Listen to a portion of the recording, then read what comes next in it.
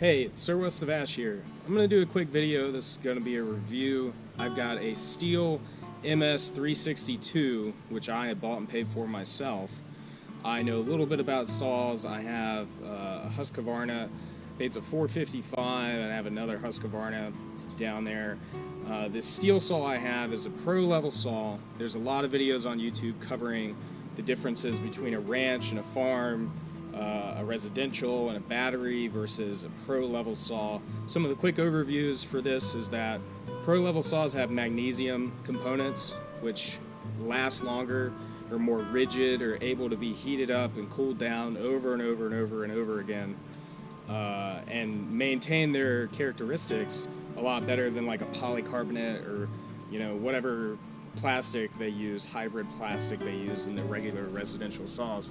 So right now I don't have any protective gear on. I'm wearing shorts, I'm wearing boots, but I'm gonna go put some protective stuff on. We're gonna fast forward. Alright, hey guys, so before I get into the action of cutting some actual wood with a saw, this is still the first part of this chainsaw video series I'm doing. I'm going to show you some of the specs. The saw weighs between 12 and 13 pounds, you can see right here, depending on which kind of handle you get. It's got a blade and a bar and a chain range of 16 inches to 25 inches, which I think is ideal for most pro / semi-pro or homeowner owners of chainsaws. I highly encourage you, I know it's counterintuitive because this is a pro level saw, but I highly encourage you, if you're a homeowner, if you've got a couple acres of land and you've got a lot of trees, or maybe you've just got a little bit of land, but you have like some pine trees or some oak trees, or you're skilled with a chainsaw, and you'll be using it frequently, or that you can use it to help out your cousin down the road, or help out your neighbors, make a little money on the side, whatever, cut some firewood in the winter, I would highly encourage you to use this saw.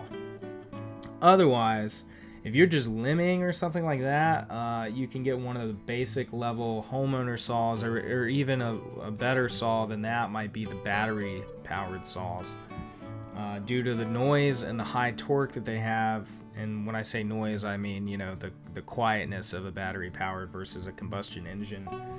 But other than those situations where noise is an issue or pollutants are an issue, like being near a hospital when you're cutting trees, I believe that this saw and any of the other pro saws, you could get a 200 series, a 400, a 600, a 800, are the best saws to buy, and I believe they will last the longest. And I can attest to that in the 9 months now that I've owned this saw, or excuse me, I should say 8 months and some change. This saw has one of the best anti-vibration systems, which is just phenomenal compared to the Husqvarna Rancher 455s. We have two of them that I use. This thing makes my hands feel great when I'm done using it. It begs me to use it more because I don't have joint issues. I don't have tendonitis when I'm done using it after 6 hours, 8 hours, however long. And it's very easy to start. It's got the Elasto Start, which is up here in the features. You can click that.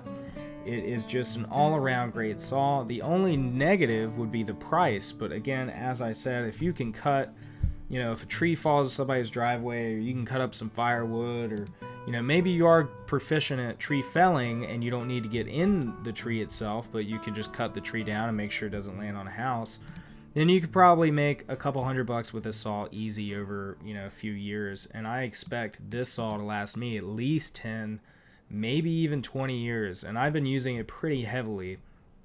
Another feature I do is I only include the Moto Mix fuel. I know it's very expensive, but it's so much cleaner, it's so much higher octane. The highest octane fuel I can get in my area is 91 octane, and after I put oil in that is diluting the octane of the fuel itself. So it might come out to 89 octane after I put some oil in it. With this, the Moto Mix, it's 93 octane with oil in it. It's so clean burning, it's so much more power efficient, and it's just a beast. It's an animal. I've tried self-mixed fuel in my leaf blower, and I actually noticed a slight difference in power. It's a little bit weaker. It sounds like it's a little bit more gasping for air. So I encourage you, if you're not cutting down half of the Pacific Northwest, or if you're not cutting down half the Appalachian Mountains, by all means use the Motomix. It'll save you money in the long run. You won't have to replace a carburetor. If you leave the fuel in the machine, you won't have to drain it at the end of the season or whatever. But that's basically it for now. And you're going to see a little shot here of me cutting some wood with this MS362. And then in the second part of the video, I will show you how it handles on that wood. All right.